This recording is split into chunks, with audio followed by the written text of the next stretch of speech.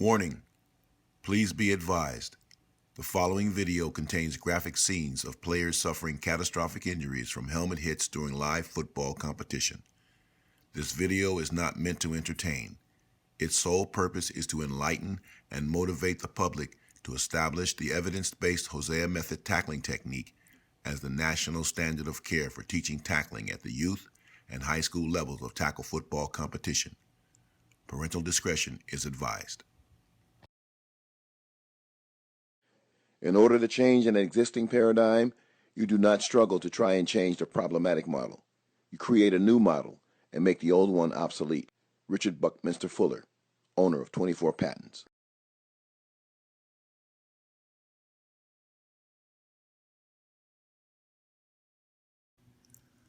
Wide-eyed blind. Game in crisis. Be enlightened. Take action.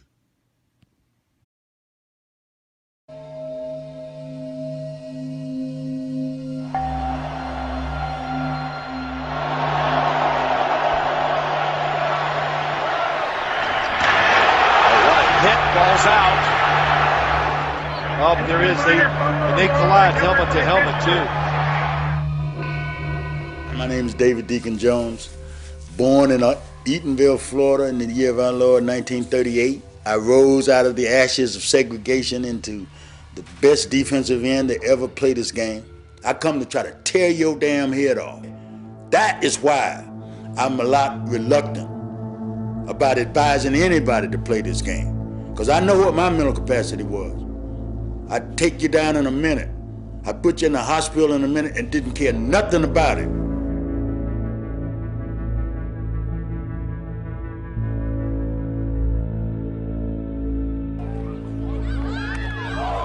One of our coaches, Wilson Matthews, was asked to give the prayer. He said, protect these boys. Have them play as good as they can, and have them represent their state well. Amen. Now nail them to the cross.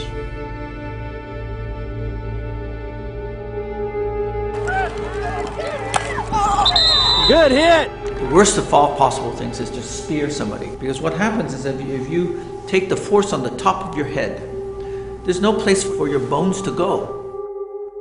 As far as the forces go, if you hit someone with your head, you are more likely to make your head stop quickly.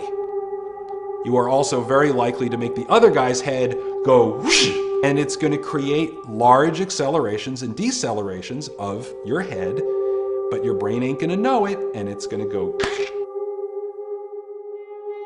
It's like watching two donkeys fight over an apple, you know. We get serious about that football, you know. We're going to go there to put some hurt on somebody.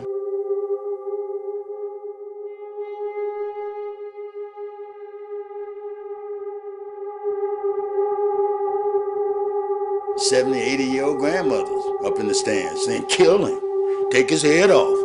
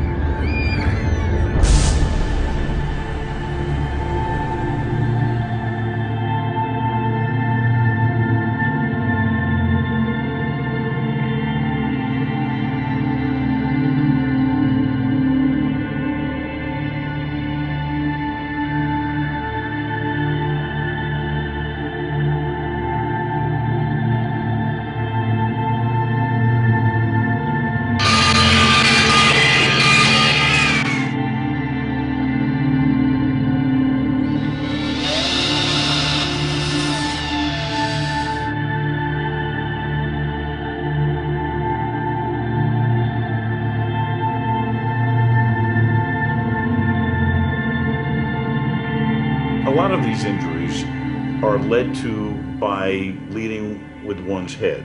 And if you do that, you're putting yourself at risk. There's no question about that. In making a proper tackle, it should be made with the hands, it should be made with the body, and a large use of the shoulders. The hands should never be behind the head. The head should never be lowered. The head should never be the initial point of contact.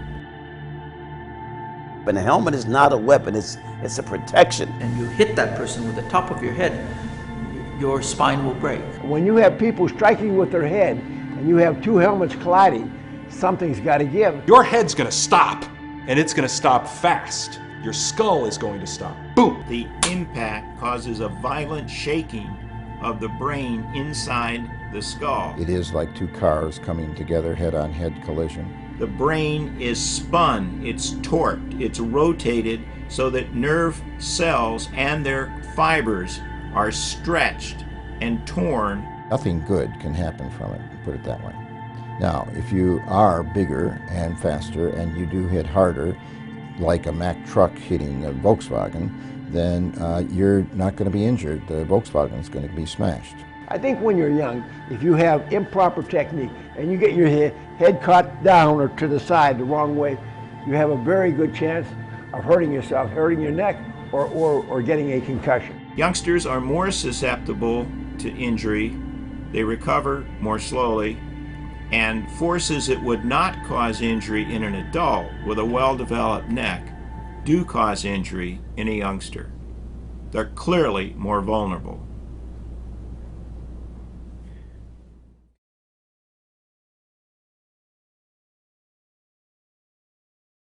I could barely breathe. All I could do was blink. That's the only movement I had. I was always the first one at the game, one of the first people at the game, because I wanted to get the best seat to see him come out. I just saw black and then I just fell and couldn't feel anything. You want to hug him and make everything better, and I couldn't touch him. Because I was crying on the field because I just didn't know what was going on. But then it was kind of hard to breathe and stuff, so it was kind of hard to cry. So I just stopped crying. But they were you have a really serious break in your neck and everything. And I was just I was in shock. I never thought that would happen, but.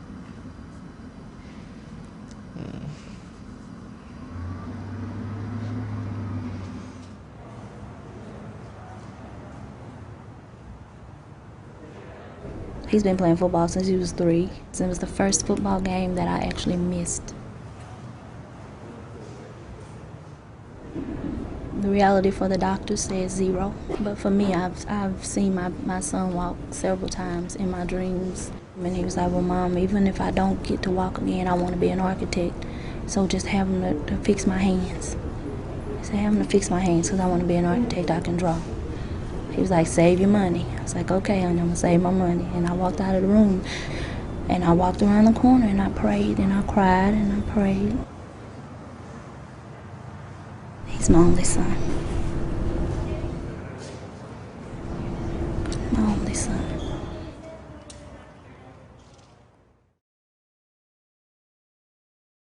I'd vomit sometimes. I would kind of hide it from coaches. If coaches saw me vomiting, they'd say, no, Court, you can't go back in. So I'd hide it from them because I wanted to play that bad. Second impact syndrome is where a youngster's concussion has not healed, and then another hit, even a relatively minor one, causes a cascade of just terrible, terrible events inside the brain that can quite literally cause all but instant death. They ran a kind of a sweep to the outside, and Court came up and made it a tackle. The next thing I know is I hear one of the coaches screaming my name. He was on the sideline, and then next thing you know, he lost consciousness. And we pulled his helmet off of him, and there's just nobody home. He won't respond to pain. He won't respond to my voice. And I figured he was going to die right there. They removed the entire right hemisphere of his skull. And as soon as they did that, the brain just bulged out. It was just in there just crying. You think if you had to do it all over again, you would change something? I'd still play football. Okay. I figured you would. I'd just play it more safely.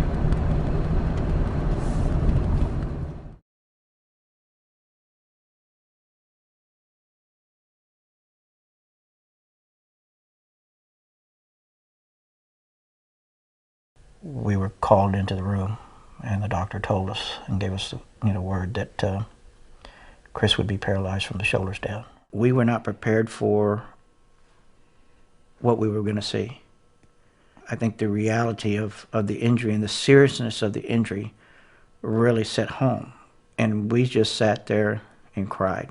Just shut down. I didn't want to go to class. I didn't want to do anything. Because he knew, nobody knew what he was going through. We didn't know what he was going through. You feel so useless that you feel I'd rather die than not be able to do anything, you know? So, I mean, the depression will really eat you up. I still talk to kids on that team that are affected by his injury. You know, they feel like it's their fault.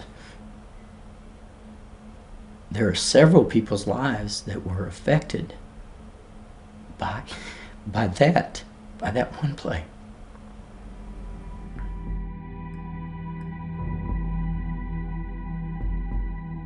Paul Williams, play wide receiver for the Tennessee Titans. My brother Curtis, kind of get it choked up talking about it. He played at the University of Washington and ended up with his spinal cord injury, and I was actually at the game at Stanford. He went with his head down and kind of got rocked back a little bit. At first, I kind of laughed a little bit. I'm like, oh, Kurt's gonna be mad when he gets up from that because, you know, he's known as the big hitter. And he didn't get up.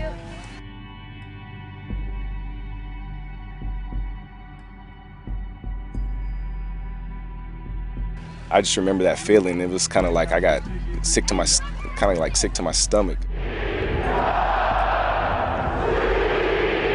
He was in a coma for 2 weeks. He couldn't even breathe on his own. In the profession that I'm in, it's like every time you put on your cleats, every time you put on your pads, I think about my brother Curtis. So there's not a day that goes by where I don't think about that. And I mean, it's hard not to think about it, but it's something that happens. Forever, youngsters have emulated those that play the sports at the highest level. Not here. Here comes a ton of time and throws, and that's caught on Mackin, who takes a Unbelievable. Unbelievable that he's done it again. Yep. Dante Robinson again. There was plenty of time to react on that one. That is awful. That's how people get seriously hurt in this game. Just go out there and play hard. You know, I've been a hitter since I was 7 years old. You know, in Pop Warner, I was knocking people out of football games. You know, so it's not about being dirty. It's just about going to play the way I play football. Kids see that and they think because it's exciting, that's who they want to be. That's how they want to tackle. And we fight that every day. And we get kids that try to emulate, you know, that action. It's a battle. It's a battle, and it's hard to explain to them that this guy who's in the pros that should know everything there is to know about hitting, that he doesn't. The payoff is you got a kid that tackles safely, and he's going to have a healthy life after football. Some people don't. Some people say, well, I like to hit guys when they're not watching. Well, watch. Look, it's football, you know. You look at the James Harrison hit, you look at all these hits, whatever they may be, the bottom line is those are hits that, you know, you go into your defensive room, you're getting praised for. You know, because that's the way the game of football is supposed to be played. It's not a game for wimps, if you will. We're going to be playing flag football in about 5 years. I only know one way to play this game. You still see pros to this day dropping their heads, tackling incorrectly, eyes to the ground, because that's the way they were taught. When they were youth and in high school, that's how they were taught. And these youth players, they look up to professional athletes. That's who they want to be. Their dream goal at this youth football level is to be in the NFL. So they're going to want to do what that NFL player does.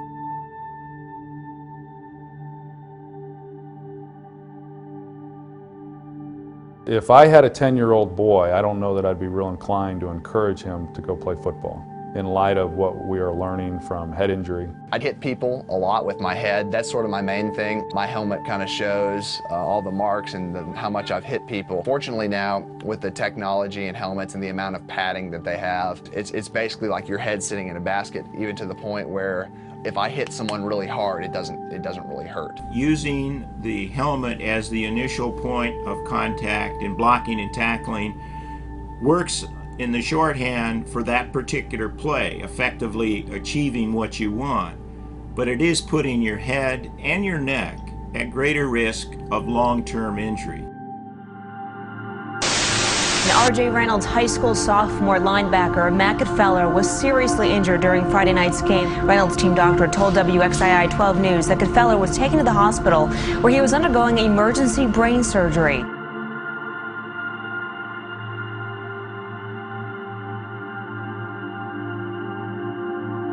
Now there are studies being done on the brains of former NFL players looking at advanced dementia. What they show is 3 times the rate of depression, 5 times the rate of dementia in people who have 3 concussions or more. These brown blotches mark the accumulation of tau protein, an abnormal substance that can emerge within the brain after repeated blows to the head. I have friends who are in their 30s who are taking Alzheimer's medicine because they've had issues with concussion that are putting them into bouts of depression and different things like that. It's a violent sport, it's an entertaining sport, and at some point the NFL is going to have to think about the morality and not just the wealth. Mike Webster, my former center, passed away. A lot of head problems. Living in a car, living under a bridge. NFL take care of him? No, not at all. And that's why this bothers me. I'm not so sure they really care that much about these players. A shocking suicide by a former NFL player draws attention to the hard-hitting game of football. Former Chicago Bears safety Dave Duerson was found dead last Thursday. He shot himself in the chest because he told family members he wanted doctors to study his brain. He left a note and text message asking for his brain to be studied, reading, "Please see that my brain is given to the NFL's brain bank." It is with mixed emotions that my family and I stand before you today. It is my greatest hope that his death will not be in vain, and that through this research, his legacy will live on, and that others will not have to suffer in the same manner. The trauma team came out and explained to me what was going on. Said that he had broken his neck. Before the game even started, I was with my girlfriend at the time. I just had this weird feeling that something was going to happen. She was really good to me. Like the first few months this happened, but I guess she got kind of bored and she just didn't want to be confined. We just went our separate ways. There are several people's lives that were affected by that one play. When I was in ICU, I flatlined twice. We almost lost Chris on 3 separate occasions. I went to rehab in Dallas, and I spent 6 months in a rehab facility away from home. I'd had feeding tubes in my stomach that they would have to feed me through until I relearned how to swallow. I think about the children that are paralyzed, these little boys, and I think about their parents. And I can only imagine the first thought is, I can't die now. I can't die now. Because who's going to look out for him if I'm gone? That's what we're talking about.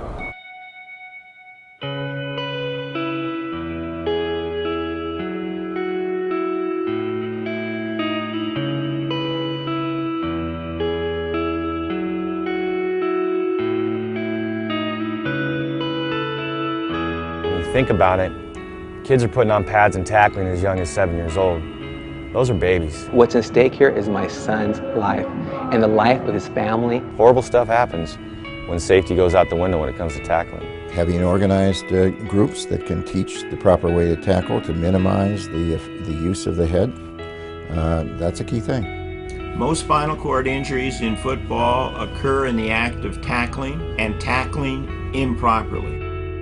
Right now, we need to make effective steps that make the game as safe as possible so that we can enjoy it, because it is America's game.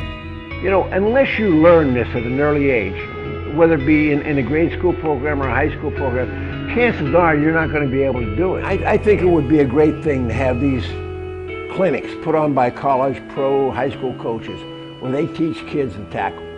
I think by emphasizing the proper technique, starting with young kids, the technique of never using your head as a projectile, never hitting with your head down, I think if we're able to keep emphasizing that, then I think we'll make a big difference. I'm not saying I would have gotten hurt or not. I'm just saying that if a lot of kids knew the proper way to tackle, then that would help prevent a lot more injuries. You've got these parents that are putting these players in your hands, their lives in your hands, their safety in your hands. They're relying on you to keep them safe. I love football. I love the sport. I love what it does for kids. I love what it does for my child. But I want them to continue to play. And play safely, play correctly, and have fun at the end, and everyone walk off that field. There's this fellow in California named Bobby Hosea who has all but given his life to teaching kids how to tackle more safely so that football can continue in much the same way it always has, with kids getting hurt less often by keeping their head up and out of the tackle. See, I ain't never hit nobody with my head. I ain't putting my head in there. That's what you should teach your kid. Watch their head. Keep that head up. That's what you're teaching.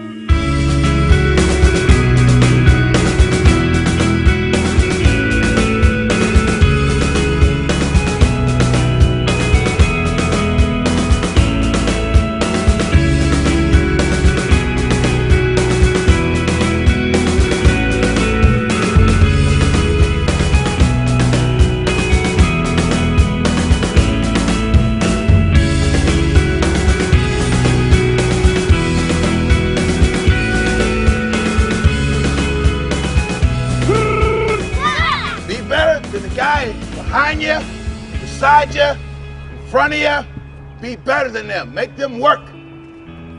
Full speed, set, hit. The game is a great game, but we got to fix it. It's so important at this level to teach how to properly tackle because they're just starting out. So if you teach them from the get-go, from the start, how to properly tackle, they don't know the wrong way to tackle. They just know the right way to tackle, the correct way to tackle, the safe way to tackle. So don't be ginger, run full speed, don't slow down. Coming under control and slowing down are not the same thing. Football, it builds character, it challenges you. You get knocked on your back, you got to get back up. Isn't that what life does to us? Whether it's Bobby Hosea's high-intensity tackle training system or anybody else doing that same thing with the same goal in mind to keep kids safe, it has to be mandatory. If it's not going to be mandatory, then at some point injuries are going to get worse, kids are going to die. So every time you go into a pile with your head down, you're really playing Russian roulette with your life, with your health, with your well-being. Every time. I learned to keep my head up and to rip and not wrap. Not to use my head in the tackle. He teaches how to tackle and dip and rip. Other kids should come to this camp because you can tackle correctly so you won't get a brain injury in football. Keep your head up so you don't break your neck. I work at a high school, so I watch the high school kids, and I kind of ask them, like, how do you tackle? And they still think, you know, it's like head first. Where'd the head go? Did it go to the side? No. Did it go down? No. Where do we want the head to go every single time? Up. I think that's essential that they teach it that way. And if they can teach keeping the head out of it or keeping the head up, like we say, keep the head up, I think you're going to have a heck of a lot less concussions and neck injuries. Wrap up, wrap up, wrap up, wrap up. This game is not about destruction. This game is about building character, physical fitness, toughness, intestinal fortitude, all those things. Take it for a ride now. Go for a ride. Get the hair. Football players are made. They're not born. This is an acquired skill. This is an acquired knowledge. The hips control the head, but the arms accelerate the hips. And so when the hips accelerate, the head will accelerate. It'll come up and away from the ball carrier. And once they learn that, now there's no longer any fear. But nobody needs a bulging disc in the back of the neck. Nobody needs slurred speech because they've been hit in the head so many times. Nobody needs to be in wheelchairs because they played football incorrectly. Now they're paralyzed for the rest of their life. Hip rip. Good. In the last 20 plus years, good coaches, well-intentioned coaches have been just saying, keep your head up. Just saying, keep your head up isn't enough. There's a distinct difference between telling a player, keep your head up, versus going through a comprehensive tackle program that will instill muscle memory. They need to go to mandatory tackle camps. So when it comes game time, when it comes crunch time, they don't need to think about, oh, I need to keep my head up. They just do it.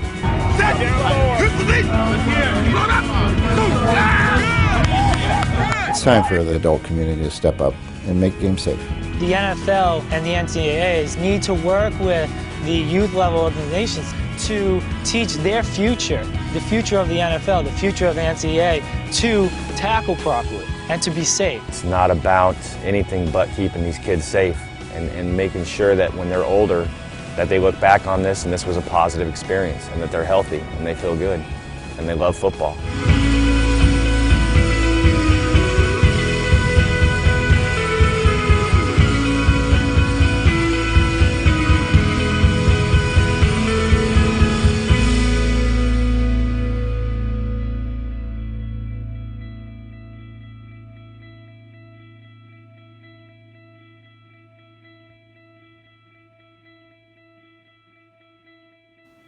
Instructing players to just keep their head up is no longer enough. And coming soon, my helmet-free tackle safety and performance training course to educate parents, players, and coaches on how to play safe, effective tackle football and reduce the risk of concussions, neck, and spinal cord injuries. To save our game, one player at a time.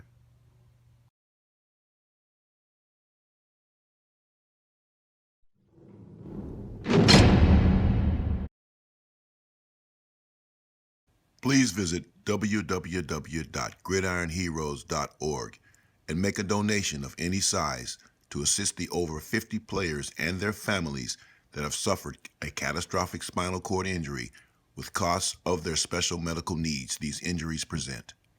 Any and all donations you make will go directly towards the support of these wonderful athletes and their families. I thank you on behalf of the Gridiron Heroes Spinal Cord Injury Foundation.